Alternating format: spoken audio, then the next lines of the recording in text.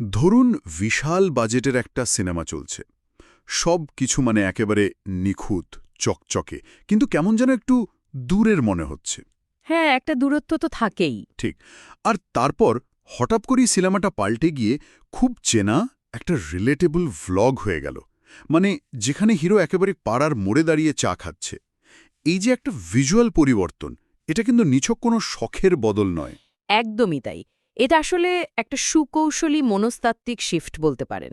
হ্যাঁ, আর আজকের এই গভীর আলোচনায় আমরা ঠিক এই বিষয়টা নিয়েই কথা বলবো। ২০২৬ সালের বঙ্গ নির্বাচনকে সামনে রেখে প্রধানমন্ত্রী নরেন্দ্র মোদীর নতুন প্রচার কৌশল ঠিক এরকমই একটা বাঁক নিয়েছে। ঠিক। আর আমরা এই কৌশলের পেছনের মনস্তত্ত্ব আর বিরোধী দলের পাল্টা বয়ান নিয়ে আলোচনা করব। চলুন তাহলে বিষয়টা একটু খুলে দেখা যাক। এই যে সিনেমা থেকে ভ্লগে রূপান্তরের কথা বলছিলাম, মানে এর আসল উদ্দেশ্যটা কি? দেখুন, এর পেছনের মূল কারণটা হল প্যারাসোশ্যাল রিলেশনশিপ, মানে একমুখী একটা সম্পর্ক তৈরি করা। চকচকে নিখুঁত রাজনৈতিক ভাবমূর্তি একজন নেতাকে সাধারণ মানুষের কাছে পূজনীয় করে তোলে ঠিকই, কিন্তু সেখানে একটা অদৃশ্য দেয়াল থেকে যায়। আচ্ছা, মানে ওই আইডল বা দূরের মানুষ হয়ে থাকা আর কি। হ্যাঁ, ঠিক তাই। অন্যদিকে যখন ক্যামেরার ফ্রেমটা একটু কাঁপতে থাকে বা ধরুন নেতা রাস্তার মোড়ে দাঁড়িয়ে সাধারণ মানুষের সাথে কথা বলেন, তখন সেই দেয়ালটা ভেঙে যায়। অবচেতনভাবে ভোটারের মনে হয় যে উনি তো আমাদেরই মতো। হ্যাঁ, এই দুর্বলতা আর সহজলভ্যতার প্রকাশটাই মানুষের মনে একটা বিশ্বাসের ভিত তৈরি করে দেয়। একদম। এই বিবর্তনটা কিন্তু বেশ চোখের পড়ার মতো। মানে ২০১৪ সাল থেকে আমরা দেখেছি যে প্রচারের মূল ফোকাস ছিল বিশাল মাপের সমাবেশ বা ধরুন সুসজ্জিত রোড শো। হ্যাঁ, একেবারে হাই প্রোফাইল ইভেন্ট যাকে বলে। ঠিক। কিন্তু সম্প্রতি ঝাড়গ্রামের রাস্তায় কনভয় থামিয়ে সাধারণ মানুষের সাথে কথা বলা বা ধরুন ঝালমুড়ি খাওয়ার যে দৃশ্যটা সামনে এসছে, সেটা সেই চেনা ছকের একেবারেই বাইরে। কিন্তু এখানেই আমার একটা খটকা লাগছে। কি রকম? মানে রাস্তার ধারে দাঁড়িয়ে একটু স্থানীয় খাবার খাওয়া তো রাজনীতির খুব পুরনো একটা ট্রিক। মাত্র ৩০ সেকেন্ডের একটা ভাইরাল ক্লিপ কি সত্যি এত বছরের রাজনীতিক দূরত্ব ঘুচিয়ে দিতে পারে, নাকি এটা শুধুই সোশ্যাল মিডিয়ার অ্যালগোরিদমে ভেসে থাকার একটা সাময়িক চেষ্টা? খুব ভালো একটা পয়েন্ট তুলেছেন। মানে একটা মাত্র ক্লিপ দিয়ে নিশ্চিতভাবেই রাতারাতি কোনো ভোট ব্যাংক বদলে যায় না। তবে এখানে বিষয়টা হলো ভিজুয়াল ভোক্যাবুলারি বা দৃশ্যমান ভাষার ধারাবাহিক পরিবর্তন। আচ্ছা, মানে এই পরিবর্তনটা একটা দীর্ঘমেয়াদী ব্যাপার বলছেন? হ্যাঁ, ধরুন যে নেতা সবসময় কড়া নিরাপত্তা আর বিশাল মঞ্চের ঘেরাটোপে থাকেন, তিনি যখন হঠাৎ সাধারণ মানুষের চোখের স্তরে নেমে আসেন, তখন সেই বৈপরীত্যটা মানুষের মনোযোগ আকর্ষণ করে। মানুষের মস্তিষ্ক সবসময় নতুন কিছু বা অ্যানোমালি মনে রাখে। ও আচ্ছা, মানে এই ধরনের ছোট ছোট কিন্তু অপ্রত্যাশিত মুহূর্তগুলো যখন বারবার নিউজ ফিডে আসতে থাকে, তখন সেটা কাজ করে। ঠিক তাই।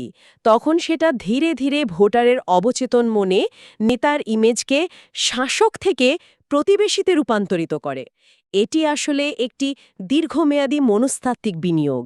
আর এই প্রতিবেশী হয়ে ওঠার চেষ্টাটা তো শুধু রাস্তার মোড়েই থেমে নেই, মানে এটা স্থানীয় সংস্কৃতির সাথেও বেশ আগ্রাসীভাবে মিশে যাওয়ার চেষ্টা করছে।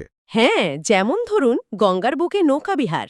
একদম, পেছনে হাওড়া ব্রিজ রেখে গঙ্গার বুকে নৌকা বিহার, এবং সেই সাথে প্রধানমন্ত্রীর মন্তব্য করা যে গঙ্গা বাংলার আত্মার সাথে জড়িয়ে, কিংবা ধরুন বেলুর মঠে যাওয়া, সভামঞ্চে কবি সাহিত্যিকদের ছবি রাখা, এগুলো দেখে মনে হতে পারে যেন কেউ ইচ্ছে করে বারবার সাংস্কৃতিক রেফারেন্স টানছে। হ্যাঁ, ব্যাপারটা বেশ সুপরিকল্পিত। অনেকটা, মানে ভিনদেশে গিয়ে কোনো পর্যটক যেমন সেখানকার স্থানীয় স্ল্যাং বা ভাষা ব্যবহার করে স্থানীয়দের আপন হওয়ার চেষ্টা করে, ঠিক সেরকম। কিন্তু এখানে প্রশ্ন হলো, সাধারণ ভোটাররা কি এই চেষ্টাকে সত্যি আন্তরিকভাবে গ্রহণ করে? দেখুন, যদি আমরা বড় চিত্রের দিকে তাকাই, তাহলে এই পুরো কৌশলের লক্ষ্য হল বাঙালি অস্মিতা বা নিজস্ব পরিচয়ের যে গর্ব, তার সাথে নিজেদের জুড়ে নেওয়া। মানে বাংলার নিজস্ব আবেগকে কাজে লাগানো। হ্যাঁ, কারণ যখন কোনো সর্বভারতীয় দল একটি শক্তিশালী আঞ্চলিক রাজনীতির ময়দানে প্রবেশ করতে চায়, তখন শুধু উন্নয়নের প্রতিশ্রুতি দিয়ে চিড়ে ভেজে না, তাদের প্রধান বাধা হয়ে দাঁড়ায় বহিরাগত তকমা। হ্যাঁ, এই বহিরাগত তকমাটা তো বাংলার রাজনীতিতে একটা বড় ইস্যু। ঠিক, তাই স্থানীয় সংস্কৃতির আইকনগুলোর সাথে নিজেদের দৃশ্যমানভাবে যুক্ত করে তারা মূলত ক্লাসিক্যাল কন্ডিশনিংয়ের আশ্রয় নেয়। ক্লাসিক্যাল কন্ডিশনিং মানে ওই সাইকোলজির কনসেপ্টটা। হ্যাঁ, অর্থাৎ যে ঐতিহাসিক প্রতীক বা জায়গাগুলোর প্রতি মানুষের আগে থেকেই গভীর আবেগ রয়েছে, সেই একই ফ্রেমে নিজেদের উপস্থাপন করা। এর ফলে তারা ওই ইতিবাচক আবেগটাকে নিজেদের রাজনৈতিক ব্র্যান্ডের সাথে যুক্ত করতে চায়। দারুণ একটা পয়েন্ট, কিন্তু এই কন্ডিশনিংয়ের রাস্তা একটা বড়সড় স্পিড ব্রেকারও রয়েছে। বিরোধী পক্ষে দৃষ্টিভঙ্গিটাও তো আমাদের দেখতে হবে। হ্যাঁ, নিশ্চয়ই। রাজনীতির ময়দানে তো সবকিছুরই একটা পাল্টা বয়ান থাকে। ঠিক। বর্তমান মুখ্যমন্ত্রী মমতা বন্দ্যোপাধ্যায় কিন্তু এই পদক্ষেপগুলোকে সম্পূর্ণ ভিন্ন আলোতে ফেলেছেন। তিনি এগুলোকে সরাসরি সাজানো নাটক এবং পলিটিক্যাল ট্যুরিজম বলে আখ্যা দিয়েছেন। এটা একটা গুরুত্বপূর্ণ প্রশ্ন তুলে ধরে। মানে রাজনীতিতে সত্যতা বনাম প্রচারের যে দ্বন্দ্ব। একদম। একদিকে যখন সংস্কৃতির সেতু করার চেষ্টা চলছে, অন্যদিকে বিরোধী পক্ষ সেখানে ট্যুরিস্ট ট্র্যাপ বা পর্যটকদের ফাঁদের সাইনবোর্ড ঝুলিয়ে দিচ্ছে। তাহলে এর আসল অর্থ কি দাঁড়ায়? রাজনীতিতে ন্যারেটিভ বা বয়ানের লড়াইটা ঠিক এখানেই সবচেয়ে আকর্ষণীয় রূপ নেয়। মজার বিষয়টা হলো এখানে দুটো পক্ষই একই ঘটনা দেখছে। হতেই পারে সেটা নৌকা বিহার বা মন্দিরে যাওয়া। হ্যাঁ, কিন্তু তারা এর সম্পূর্ণ বিপরীত দুটি ব্যাখ্যা দাঁড়াচ্ছে। এক পক্ষের কাছে এটি হলো সংস্কৃতির প্রতি গভীর শ্রদ্ধা এবং একাত্মবোধ, আর অন্য পক্ষের কাছে এটি নিছকই ভোট আদায়ের একটা মেকি সাজ পোশাক। মানে এখানে আমরা কোনো পক্ষ নিচ্ছি না, কিন্তু এটা স্পষ্ট যে এখানে আসল লড়াইটা প্রধানমন্ত্রী সত্যি ঝালমুড়ি খেয়েছেন কিনা তা নিয়ে নয়। ঠিক বলেছেন। লড়াইটা হলো মানুষের মনে কোন ধারণাটা স্থায়ী হচ্ছে তা নিয়ে। এটা কি আন্তরিক জনসংযোগ নাকি শুধুই রাজনৈতিক পর্যটন? আধুনিক রাজনীতিতে জয় তার হাতেই আসে যিনি নিজের তৈরি করা বাস্তবতাটুকু ভোটারের মগজে শক্তভাবে গেঁথে দিতে পারেন। খুব সুন্দর করে বুঝিয়েছেন বিষয়টা।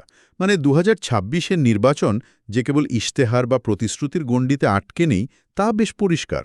হ্যাঁ, এটা এখন সংস্কৃতি, পরিচয় এবং ইমেজ নির্মাণের এক তীব্র মনস্তাত্ত্বিক যুদ্ধ। একদমই। আর যে কোনো প্রচারের এই ভাইরাল মুহূর্তগুলোর ভেতরের অদৃশ্য কলকাঠিগুলো বুঝতে পারাটা সবার জন্যই ভীষণ জরুরি। আলোচনার একেবারে শেষে এসে একটা নতুন ভাবনার বিষয় সবার কাছে তুলে ধরতে চাই। বলুন। একটা বিষয় ভেবে দেখার মতো, যখন কোনো রাজনৈতিক কৌশল ক্যামেরার জন্য এতটা নিখুঁতভাবে স্থানীয় সংস্কৃতি বা আচার-আচরণকে আপন করে নেয়, তখন কি একসময় সেই সাজানো রাজনৈতিক কৌশলগুলোই আমাদের মূল সংস্কৃতির সংজ্ঞাকে নতুনভাবে রূপ দিতে শুরু করে? এই প্রশ্নটা রইল। আজকের মতো আমাদের এই গভীর আলোচনা এখানেই শেষ করছি।